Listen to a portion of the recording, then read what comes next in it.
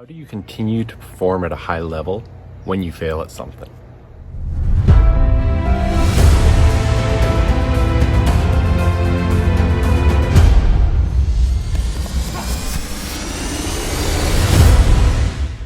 Hey, welcome back. Jeff Heggie, Daily Success Strategies. Thanks for being with me today.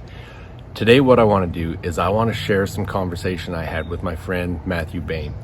Now, just to give you a bit of a background, I met Matthew when he was the team sports psychologist for Team Alberta when my daughter was playing for Team Alberta basketball. And I credit him for being the first person that really got me interested in the sports psychology field and really starting to understand it, because as I watched him work with the team and the players, I was really impressed on what it did for the individuals, what it did for the team, and the power that it had once people started to understand these things. And so in this conversation, I talked to him about failure, and I talked to him about the different events, and I want you to listen to what he has to say about it. One of the things that I think, especially young athletes, struggle with a lot, and especially if I think the more of a star athlete they are, the more this is a struggle. And I say young athletes, but I think it can happen at all levels. How do you deal with things when, let's talk failure and short-term, long-term, you've got all the cliche, fail fast, fail forward, all these things, which is easy to talk about until you fail. And then you realize, no, failing sucks. And so, yeah. I mean, there's obviously things we learn from failure, but what about in the heat of a game, a big game, something as small as your shots off? With Tia, I used to have her write next on her toe of her shoe, because if I saw her hanging her head, she was going to see next and be like, you know what, I can't do anything about that. We move on. But how do you deal with that, with whether it's athletes or anyone dealing with that and moving on? I think to even take failure as an outcome, because failure is really an outcome. So what preceded failure was actually the person's perceived ability. And their perceived abilities, when the accuracy of their perceived ability is going to tell you about how close they're going to get to the edge of their own performance, right? How well they can really do. And so perceived ability, if I'm out on the court or out on the pitch or out on the field, and I'm trying to control for others to know how good or not good I am, then I'm really not as present as I could be. Then I'm just trying to reduce the likelihood of failure to occur. And now I'm not the athlete that I can be. Where if I take that outcome, that failure, and I go, perceived ability is how close and how realistic is it? And not from an outcome perspective, a time, yardage, points scored, all those kinds of things, but a sense of self, or what I'd say as athletic identity, right? How closely am I tied to the meaning of my ability to perform?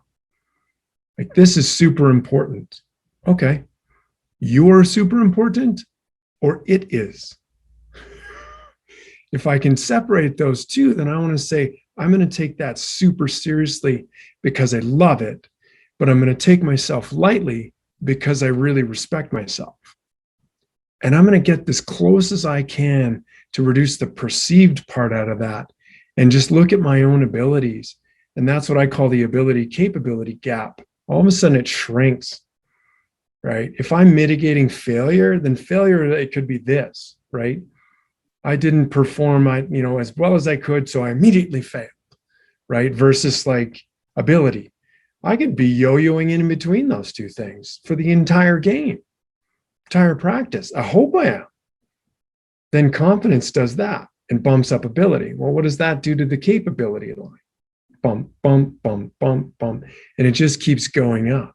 So as the athlete really unpacks their perception of ability, and what it looks like for themselves in competition, whether that's through self-talk, imagery, film, coach feedback, they're less threatened by any of it. And they're more organic and more honest to themselves. Then as failure happens, it hurts, right? A loss hurts, but that's not failure, right? It just hurts because it's important, right? I didn't perform as well as I'd like to have. We won. It still hurts, right? But I'm looking now at the emotional response, not the cognitive response to perceived failure. Was it my abilities? Yes, no. If it was, then I can improve, right? If it wasn't, what can I improve? And now there's my growth mindset. My efforts go right back into work. I didn't go to the competition. I went through the competition. And am I going to acknowledge that emotional response? Yeah, if anything's important, if we're doing anything important, then the possibility of failure exists. But I don't look at that as the only thing. I'll go right through it. I need that first part to be better for my goal setting. All right. Hey, thanks for that. That is so informative. I love that. I hope everyone gets a ton out of that. And it's just something that I think we really need to understand. So when you look at the failure part of it, the mindset, the perception, and our goals, you tie them all together, and there's so much we get out of that message. So thank you, Matt. So first of all, make sure you follow him. You can get him on his website at mmbcounseling.com. You can find him on YouTube under that as well. And on Twitter and Instagram, it's sportspsych_Matt. So make sure to go follow him. There's so much you can learn from him. Now, these are also things, whether you're an athlete or an entrepreneur or a coach or whatever it is, these are things you can learn. But right now I want to talk to any of you that are athletes, or you have children that are athletes, or whatever it is. This is the time that you need to take a look at what you're doing to prepare for your next season. This is the perfect time for that. Whether you're looking at football and you're going through your spring training, or you're in basketball and you're looking at just getting ready for your next season, whatever sport you're in, now's the time to really be focused on that. I've been talking to a lot of professional rodeo cowboy athletes lately. They're in the middle of everything right now, but still it's a great time to be looking at these things. I want you to check out jeffheggie.com/confidentathlete. This is a program we're going to be starting up right away, and it's going to be incredibly impactful. If you want to take your game to the next level, you need to check this out. So jeffheggie.com/confidentathlete. It's starting up right away. We've got a discount on it right now, which only lasts through this coming weekend. So make sure you go check that out. But thanks again for being with us today, Matthew. We are going to have his full episode available soon, so you won't want to miss that either. Thank you. We'll see you tomorrow.